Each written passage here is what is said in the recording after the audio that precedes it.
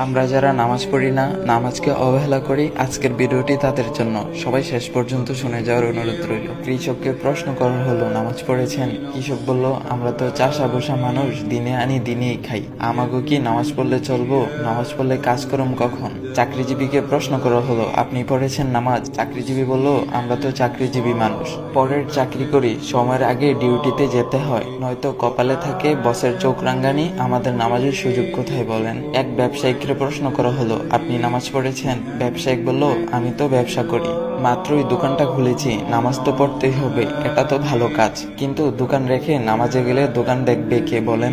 একটা ছোট ভাইকে প্রশ্ন করা হলো, তুমি কি করছো?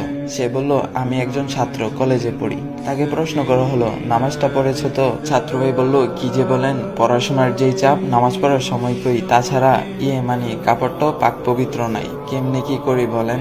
এইভাবেই কিছু মানুষ নানা রকমের অজুহাত দেয়। মহান রবের সবচেয়ে বড় একটি হুকুম মান্য করা থেকে তারা নিজেকে বাঁচিয়ে রাখতে চায়। হঠাৎ একদিন খবর পাওয়া যায়, চাষি রহমত আলী আর নেই। অফিসে যাচ্ছিলেন চাকরিজীবী ভাই আনোয়ার সাহেব, সময় মতো পৌঁছাতে চেয়েছিলেন, সময় তাকে সহায়তা করেনি। হঠাৎ একটি কঠিন অ্যাক্সিডেন্টে পঙ্গু হয়ে হাসপাতালে বেড়ে গেল নতুন একজন পেশেন্টের। পঙ্গু অবস্থায় কাটে আনোয়ার সাহেবের বাকি জীবন। ব্যবসায়ী মহাজন সাহেব দোকান দোকান করেই যার কাটতো সারা বেলা। ব্যবসার হিসাব কিতাব মিলাতে গিয়ে হঠাৎ করে একদিন দুপুর বেলা বুকের বাঁ পাশে উঠে গেল প্রচন্ড ব্যথা।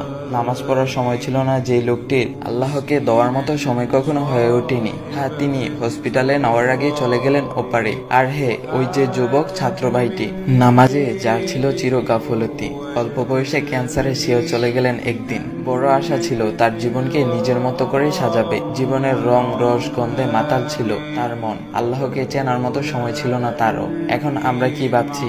আমরা কি সেই চাষি রহমত আলী?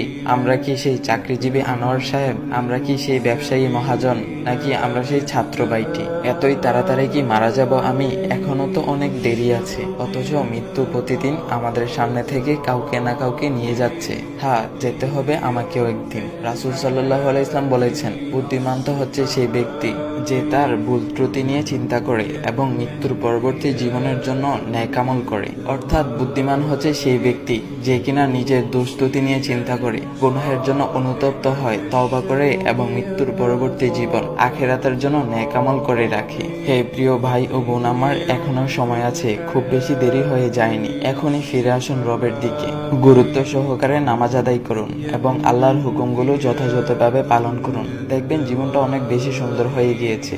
আল্লাহর পক্ষ থেকে সাহায্য আসতেছে, আর জান্নাতের নাজ নিয়ামত সেটা তো আপনার জন্যই অপেক্ষা করতেছে। আল্লাহ তাআলা আমাদের সবাইকে 5 ওয়াক্ত নামাজ পড়ার তৌফিক দান